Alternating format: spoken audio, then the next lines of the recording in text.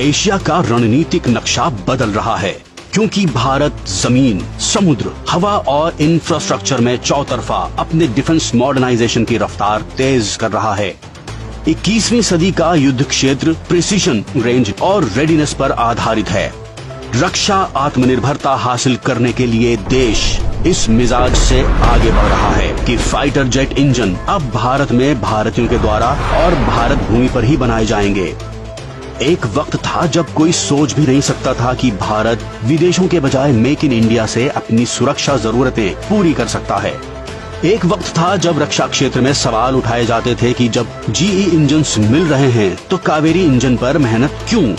जब Apache helicopters सीधे खरीदे जा सकते हैं तो प्रचंड बनाने की जरूरत क्या है? जब इंपोर्टेड वेपन सिस्टम पहले से ही बैटलफील्ड टेस्टेड है तो तेजस, एमका, इंडियन गन्स और ड्रोन्स क्यों डेवलप किए जाएं? इसी सोच ने डीआरडीओ और एचएएल जैसे संस्थानों को दशकों तक अप्रासंगिक बनाए रखा। लेकिन अब प्रधानमंत्री नरेंद्र मोदी के नेतृत्व में यही संस्थान देश के डिफेंस मॉडर्नाइजेशन प्रोग्राम की बैकबोन साबित हो रहे हैं। डिफेंस बजट में रिकॉर्ड बढ़ोतरी की गई है। आज सुरक्षा का अर्थ है स्वदेशी। जून में भी देश ने कुछ ऐसी उपलब्धियां हासिल की हैं जो हर देशवासी को गर्व से भर देती हैं। ये सफलताएं देश की सुरक्षा और आत्मनिर्भरता से जुड़ी हैं। हाल ही में मुझे कोलकाता में नौसेना से जुड़े एक कार्यक्रम में शामिल होने का अवसर मिला।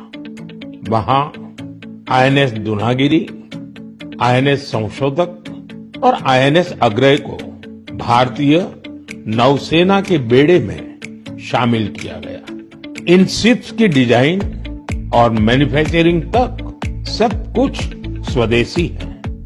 जून के महीने में ही एविएशन सेक्टर में भी देश ने एक बड़ी सफलता पाई। C-295 ये विमान मेड इन इंडिया है और C-295 विमान ने अपनी पहली उड़ान पूरी की है और ऐसे 40 विमान भारत में ही बनाए जा रहे हैं। इससे एमएसएमई और एरोस्पेस सेक्टर को नई शक्ति मिल रही है। इसी महीने डीआरडीओ ने स्वदेशी long range land attack cruise missile का भी सफल परीक्षण किया है। इसको डीआरडीओ की लैबोरेटरीज और इंडियन इंडस्ट्रीज पार्टनर्स ने मिलकर बनाया है। यानी आज समुद्र से लेकर आकाश तक हमारा भारत अधिक सुरक्षित और आत्मनिर्भर बन रहा है। एक से बढ़कर एक किलर ड्रोन से लेकर इलेक्ट्रॉनिक्स वॉरफेयर तक, एकजुट रॉकेट फोर्स बनाने से लेकर ब्रह्मोस